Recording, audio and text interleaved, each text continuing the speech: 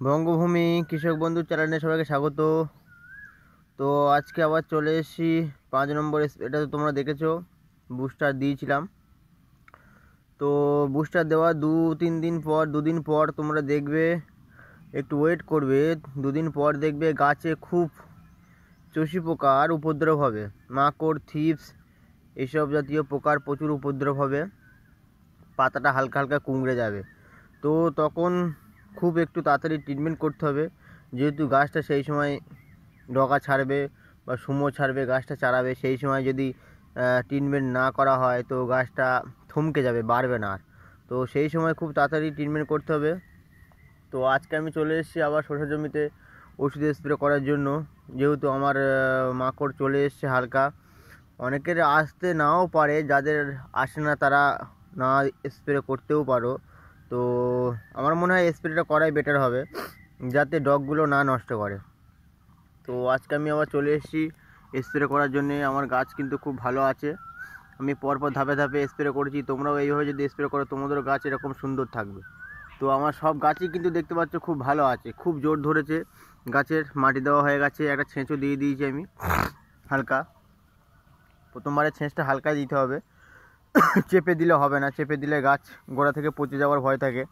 তো দেখছো আমি ছেঁচ দিয়ে দিয়েছি। তো আজকে চলে এসেছি, আমার মাকড় হালকা চলে এসছে, থিপস অল্প দেখছি পাতার ডগার পাতায় আছে।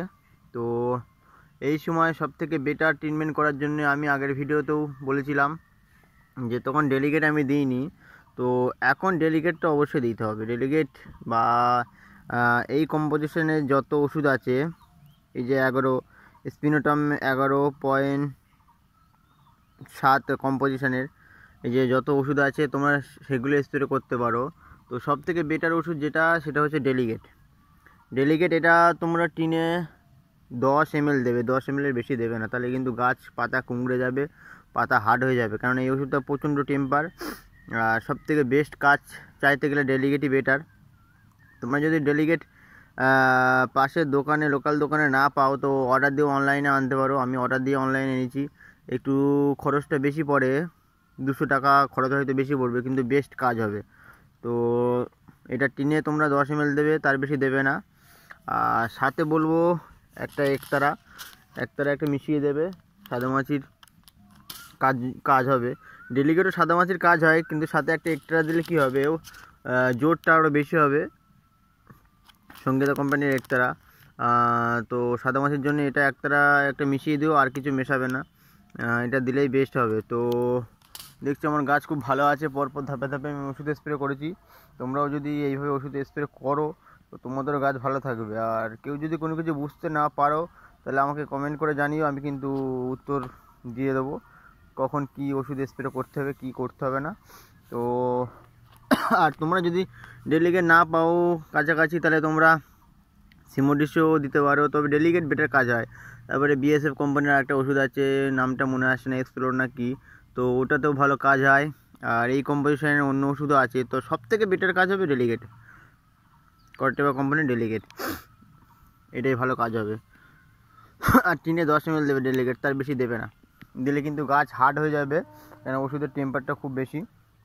আর চেষ্টা করবে ফার্স্ট ভরে দেওয়া, না হলে বিকেলে দেওয়ার, রৌদ্রের সময় দেবে না, দিলে খুবই অসুবিধা, কারণ ওষুধটা খুবই টেম্পার।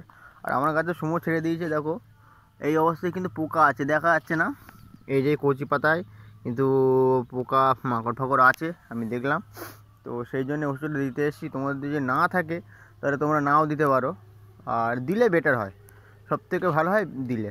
যদি হালকাও থাকে তাহলে সেটা কেটে যাবে, ডগটা নষ্ট করবে না, তাড়াতাড়ি ডগটা চাইড়ে যাবে। তো আজকের ভিডিও এই পর্যন্ত। পরের ভিডিও পাওয়ার জন্য আমার চ্যানেলটি কিন্তু অবশ্যই সাবস্ক্রাইব করো তোমরা, আর পারলে একটা লাইক করো, কারণ অনেক কষ্ট করে ভিডিও কিন্তু বানাতে হয়। পরের ভিডিও কী ওষুধ স্প্রে করতে হবে, পরের ভিডিও আমি জানিয়ে দেবো।